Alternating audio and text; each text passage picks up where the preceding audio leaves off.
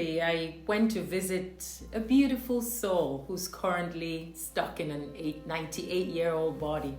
I say stuck because she's not quite ready to detach, even though she's 98. And I don't know how many of you have had the chance to be in a close proximity with someone who has lived for 90-something years, especially one who is not dying of a disease or strapped onto a hospital bed with a ventilator and can't talk anymore, things like that. I'm talking about one who's living or dying of normal old age. I wanted to share this experience with you because it gave me the opportunity to remind myself again how resilient this human body is, if we could only care for it appropriately. How wonderful an asset we've been given, and how much we must invest in taking care of it. But with the same breath, I tell you no lie, I also saw the limitations of this body, how frail and frazzled it becomes, especially when it's nearing the time for the spirit to move on. And it truly allows you to reflect on what's important to you. So when I got back home from visiting this old lady, I had to reevaluate my life. In fact, I questioned myself, how I've been treating my body, and whether my spirit will still want to hang in there for the purpose of experiencing till that ripe old age of 90-something. We are not supposed to feel this body. It's meant to feel very light, like you don't even notice it. We're not supposed to be dragging it around with us or carrying so much pain and so much trauma in it.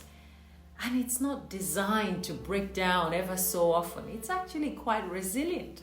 But when it does, instead of us finding out the root cause of why it has broken down, we want the magic pill that we can swallow to help mask our symptoms so that we can just keep going about our business until the body says, okay, I've had enough.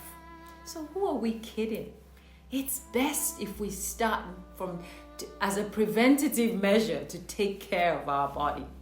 The body is very intelligent, and it was designed to heal itself in ways that we can't even imagine. So we need to stop undermining ourselves and just let it do its job. Have you ever taken paracetamol for a headache and another tablet like an antibiotic or something for an infection all at the same time?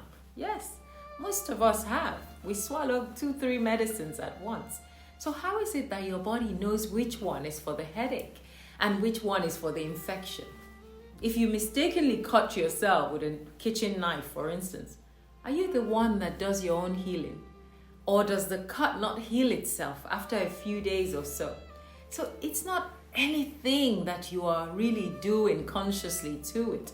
The body has been blessed with these automatic processes, same as you breathing, same as you digesting your food, same as you getting a signal about when you're thirsty or when you need the bathroom. You cough, you sneeze, you blink. This is not because you're the one doing it to your body. All these bodily functions, they run automatically because this very intelligent body that you've been given knows what to do. Dare I say, the energetic force of your spirit that is in charge of this body knows what to do.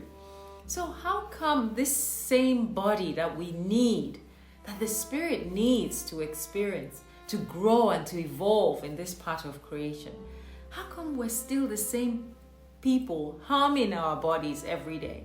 What foolishness is that? So think of your spirit as a temple with which you worship your creator. Now think of your body as a luscious garden that is grown around that temple, that stands where beautiful flowers and with different colors are growing in that garden. If you have weed that's overgrown all around that garden, it becomes impossible for you to even appreciate the beautiful flowers around because you can't see them with all that weed, let alone have access to the door of your temple to go in and worship. So in what condition is your garden? Has it been overgrown with weed? Are you able to worship in your temple? Is your body able to house this spirit so that it can enjoy the many experiences that it's supposed to have here? Or is your body so run down that your temple doors are now closed permanently? How can you worship your Creator with a diseased body? I always ask this question.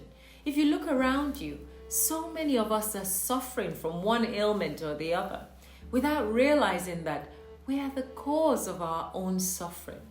And that if we want a different outcome, then we have to change what we've been doing to this body that just isn't working for us at the moment. If you think that you live in a house or you live in a home, my beautiful house, have you seen my apartment, my flat? No, you live in this body. Stop trying to evict yourself from it. Stop doing things that would make you check out early. I mean, admittedly, it's not about how long you live. It's not everyone that's going to be 90-something. But the quality of life that you have using this body really matters. How healthy it is that it can bounce you around happily until you're ready to go. We have forgotten the laws of creation, of action and reaction, of whatever you sow, you shall reap. We forget that everything that we do to this body has repercussions. So it's no surprise today that many people are hurting. They're suffering, they're in pain. Me included sometimes, for the damage that I've done to my body in the past and continuously doing. But sooner or later, the reaction from all of these actions will come home to roost. But just like we can make that conscious effort to begin to care for our bodies right now, we can rewrite the reactions that we're going to get in the future. So every single day now, I'm being conscious of what I do to my body. It is the most important gift that we've been given to experience this beautiful world joyfully. But too many of us cannot enjoy it because they have given their body no joy at all. Is it what we eat? Is it the medicines we take? Is it the poisons that we drink? Is it the toxic chemicals that we spray on our bodies?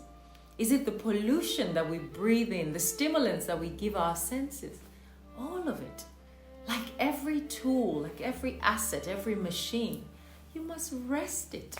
You must switch it off. You must cleanse it. You must change its batteries.